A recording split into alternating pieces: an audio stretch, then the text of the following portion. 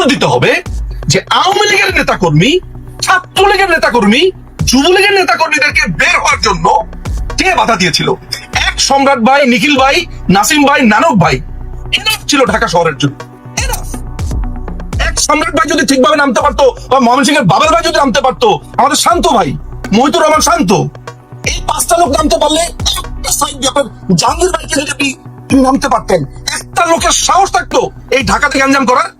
এই বাবেল ভাই, জাহাঙ্গীর ভাই, নানক ভাই, নাসিম ভাই, তারপরে হচ্ছে নিখিল ভাই, তারপরে এদেরকে কে আটকাল? প্রশ্ন হচ্ছে যে মূলত বাংলাদেশ আওয়ামী লীগের ভেতরে কেউ কি করেছে কিনা। দেখেন, আমরা এখন এরকম যে কোনো একটা স্টেটের ভেতর আছি, সেই জায়গাতে আমার মনে হয় না বাংলাদেশ আওয়ামী লীগ এই মুহূর্তে কাউকে কনফ্রন্টেশনে আনা, কাউকে ব্লেম করা, কারণ আমরা আহত অবস্থাতে আছি, উইন্ডেড। এরকম আহত অবস্থাতে প্রথমে যেটা দরকার, আমার যে ক্ষত, সেই ক্ষতের চিকিৎসা প্রয়োজন। আমি আহত হয়েছি, আমি নিজেকে আস্তে আস্তে আস্তে আস্তে করে ঠিক করবার চেষ্টা করছি। এই আহত বাংলাদেশ আওয়ামী লীগ হয়েছে নানান ভাবে, বেইমানি, বিশ্বাসঘাতকতা থেকে শুরু করে নানান ভাবে। কে কারা কিভাবে আছে সেই জায়গাতে আমি আপনাকে নিয়ে যাচ্ছি না, সেই মানুষগুলোর নামও বলছি না। অনেকের নামই আপনি বলছেন, অনেকের রেফারেন্সে আপনার কথা বলছেন, তো হয়তো বা অনেকের ব্যাপারেই সামনে প্রশ্ন আসবে। এখন যারা মিডিয়াতে অনেক রকমের রেফারেন্স দিচ্ছেন, সেগুলো সামনে আসবে, এখন না।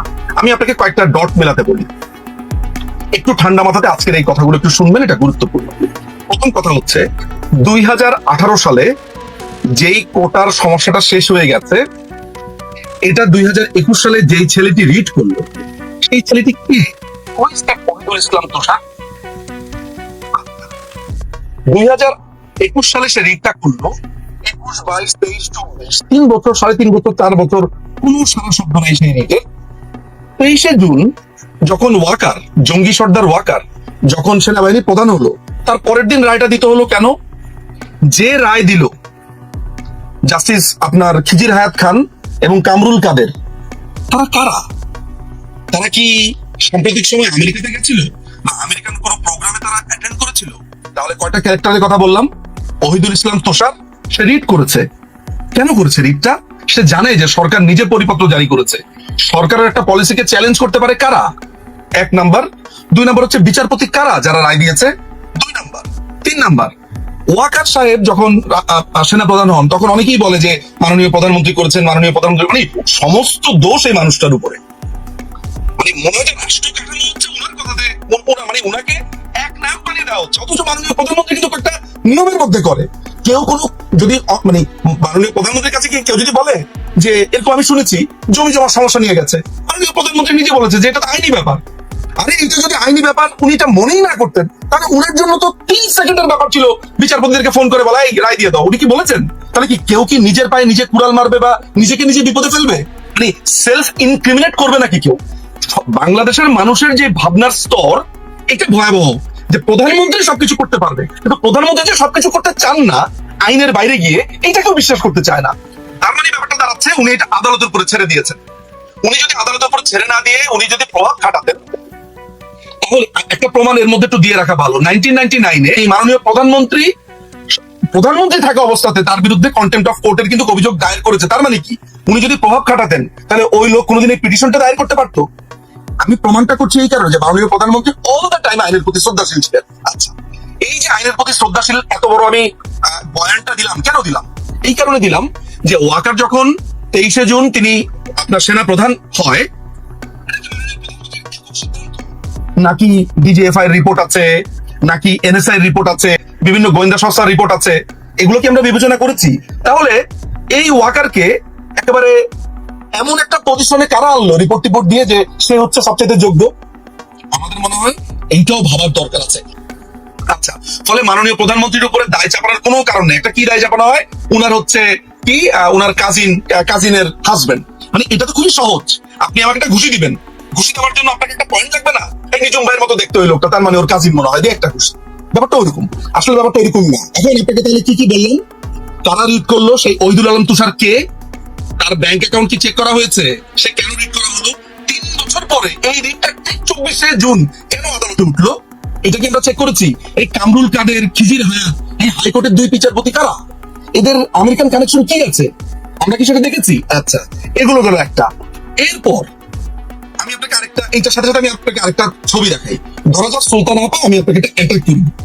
মিঠুন মজুমদার, আমি আপনাকে এখন অ্যাটাক করবো, আপনি এখন স্টুডিওতে আছেন নিউ ইয়র্কে, কিন্তু কেউ যাতে কোনোভাবে না বোঝে অ্যাটাকটা আমি করেছি। আমি আরিফ দেবতিক ভাইকে করলাম কি, রাস্তার মোড়ে রাখলাম একটা অস্ত্র নিয়ে, তার সাথে আরো 4টা টিম রাখলাম।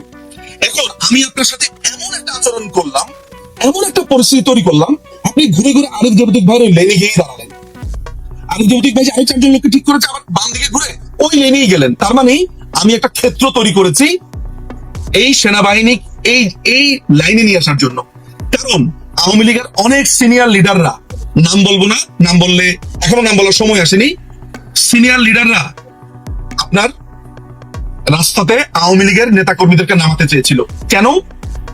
সমাবেশের জন্য, মিছিলের জন্য। কারা এইখানে বাধা দিয়েছিল? আমাকে সেই নামগুলো জানতে হবে।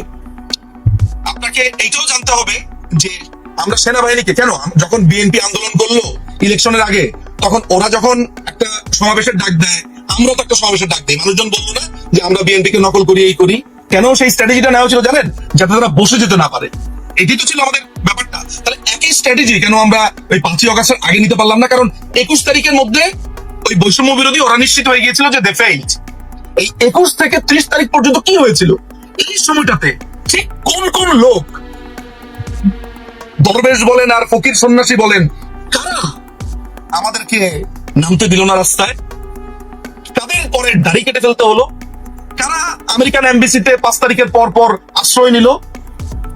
আমেরিকান এমবিসি কাদেরকে ধরে আবার ডিজিএফআই এর কাছে দিল? ডিজিএফআই আবার কাদেরকে ট্রলারে উঠিয়ে দিল? সব নাম আসবে, সবকিছু আসবে, আমরা সব জানি। আমাদের সব জানা হয়েছে খন্দকার মোশতাককে নেত্রীকে মেরে ফেলার কমপ্লিটলি ছক কষা হয়েছিল। কিন্তু আল্লাহ আছেন, আল্লাহর রহমতে বেঁচে গেছেন। নিশ্চয়ই তার কোন একটা ইশারা আছে, তার খেলা আছে। তা না হলে উনাকে হত্যার ছকে, 2 বোনকে হত্যার ছকে বেঁচে যাবেন কেন? আচ্ছা, সেই প্রসঙ্গে এই যে আমি আপনাদেরকে পুরো স্টোরিটা এখন বললাম, স্টোরিটা মাথায় রাখবেন। তার মানে পুরো জিনিসটা হচ্ছে একদম লাইন। ইলেকশনের পর পর আপনি কি কখনো শুনেছেন? আমি শুনেছি, আরে 8 মাসের ভিতরেই সরকার শেষ, 7 মাসের ভিতরেই সরকার শেষ, ওই তারিখের ভিতরেই সরকার শেষ। শুনেন নাই? আমি শুনেছি, আমি নিজে শুনেছি কানে অনেকবার। এই যে বিএনপির ছাত্রী লেভেলের একটা কর্মীও বা জামাতের একটা ছাত্রী লেভেলের কর্মী, মানে একদম সিনিয়র লেভেল না, ছোট বাচ্চা পোলাপান, তারাও বা এই জিনিসটা পৌঁছে গেল কেন? কারণ তারা জানে সেনাপ্রধান কাদের, তারা জানে সেনাপ্রধানকে তারা ক্যাপচার করেছে। কিন্তু আমাদের ডিজিএফআই কি করলো? ডিজিএফআই, আমাদের এনএসআই কি করেছে? কে ছিল এনএসআই চিফ? এইসব সমস্ত প্রশ্ন ডিজিএফআই হয়তো ট্রাই করেছে, হ্যাঁ করেছে। আমি মনে করি না যে সবাইকে বলি পাঠা বাড়ানোর প্রয়োজন, কিন্তু ডিজিএফআই এর ভেতরে এমন কোন জুনিয়র লেভেলের কর্মকর্তা ছিল কিনা যারা লিক করেছে নানান ধরনের ঘটনা? ডিজিএফআই তো অনেকগুলো শাখা আছে, 14টার মতো শাখা আছে, পলিটিক্যাল ব্যুরো আছে, তাদের আপনার অ্যান্টি টেরর ব্যুরো আছে। এইসব জায়গাতে কারা বসেছিল? ছোট ছোট পকেট জায়গাগুলোতে লেফটেন্যান্ট কর্নেল, মেজর, ক্যাপ্টেন, কারা কারা ছিল? কার এডিসি কে, কার পিএস কে, কে কে তথ্যগুলো পাচার করতো? এগুলোও মনে হয় আমাদের তদন্ত করতে হবে। ভবিষ্যতে প্রত্যেকেই দাঁড়াবে। যত দরবেশ সন্ন্যাসী আছে, দরবেশ সন্ন্যাসীর আত্মীয় স্বজন, বাগনি জামাই, এই জামাই, সেই জামাই, সবাইকেই কাঠগড়াতে দাঁড়াতে হবে, উত্তর দিতে হবে যে আওয়ামী লীগের নেতা কর্মী, ছাত্রলীগের নেতা কর্মী, যুবলীগের নেতা কর্মীদেরকে বের হওয়ার জন্য কে বাধা দিয়েছিল? এক সম্রাট ভাই, নিখিল ভাই, নাসিম ভাই, নানক ভাই এনাফ ছিল ঢাকা শহরের জন্য। এনাফ। এক সম্রাট ভাই যদি ঠিকভাবে নামতে পারতো, বা ময়মনসিংহের বাবেল ভাই যদি নামতে পারতো, আমাদের শান্ত ভাই, মহিতুর রহমান শান্ত, এই 5টা লোক নামতে পারলে, একটা সাইড দিয়ে আপনার জাহাঙ্গীর ভাইকে যদি আপনি নামতে পারতেন, একটা লোকের সাহস থাকতো এই ঢাকাতে গ্যাঞ্জাম করার? এই বাবেল ভাই, জাহাঙ্গীর ভাই, নানক ভাই, নাসিম ভাই, তারপরে হচ্ছে নিখিল ভাই, তারপরে এদেরকে কে আটকালো? হুইস যাত্রাবাড়ির এমপি কে তাদেরকে কাজ করেছে বলেন? নামতে পারে নাই কেন? এইসব সমস্ত প্রশ্নের জবাব দিতে হবে যে আজকে ছাত্রলীগের ছেলেরা আজকে অনাহারে কাটাচ্ছে, পালিয়ে বেড়াচ্ছে, যুবলীগের ছেলেরা আজকে কাটছে। সমস্ত কিছু জবাব দিতে হবে যে আমাদের নেতা কর্মীদেরকে এই অবস্থাতে কারা আনলো, কারা ছাত্রলীগের ছেলেপেলেদের কাছে বললো যে এরা সন্ত্রাসী, এই করলো, অথচ ছাত্রলীগের আগে সবার আগে অ্যাটাক হয়েছে। সুতরাং প্রত্যেকটা জবাব আমরা আওয়ামী লীগের সমর্থকরা চাইব।